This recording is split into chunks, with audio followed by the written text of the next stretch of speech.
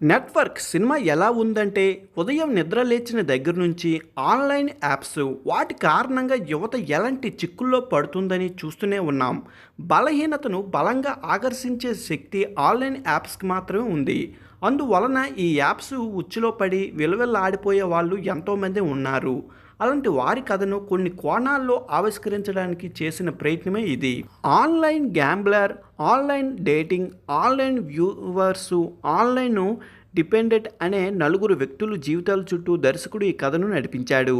అయితే ఈ నాలుగు వైపుల నుంచి నడిపించే తీరు, కథ ఎంత మాత్రం తన ప్రభావం చూపలేకపోయింది. స్ట్రీమింగ్లో వచ్చిన 3 ఎపిసోడ్లు కూడా అంతంత మాత్రంగానే అనిపిస్తాయి. నెక్స్ట్ ఏం జరుగుతుందని ఒక ఇంట్రెస్ట్ అయితే రావాలి, కానీ ఆ ఇంట్రెస్ట్ అయితే రాలేదు. నెట్వర్క్ అనే టైటిల్ ఇంట్రెస్ట్గానే అనిపిస్తుంది. అయితే ఆ టైటిల్ కింద సాగే నలుగురు ట్రాకులు చాలా బలహీనంగా కనిపిస్తాయి.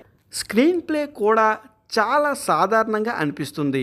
జరుగుతున్న సంఘటనలు సస్పెన్స్తో కానీ ఎమోషనల్స్తో కానీ ముడిపడి లేకపోవడం వల్ల ఆడియన్స్కి ఏమీ అనిపించదు. ఇక ఆర్టిస్టుల నటన విషయానికి వస్తే మాట్లాడుకోవాల్సిన స్థాయిలో ఆ పాత్రలు మలచలేదు. బాల సరస్వతి ఫోటోగ్రఫీ, శేఖర్ చంద్ర నేపథ్య సంగీతం, అనిల్ కుమార్ ఎడిటింగ్ మాదిరిగా అనిపిస్తాయి. ఆన్లైన్ యాప్స్ కారణంగా అనేక మంది జీవితాలు చిక్కుల్లో పడుతూ ఉంటాయి. వీటిని కళ్ళకు కడ్డు చూపించే ప్రయత్నం అయితే డైరెక్టర్ చేశారని అనిపించింది. అలాంటి సంఘటనలపై తెరపై ఆవిష్కరించడం జరిగిన ప్రయత్నం పూర్తి స్థాయిలో ఫలించలేదనే అనిపించింది. సినిమా అయితే ఒకసారి చూసేయండి మరి.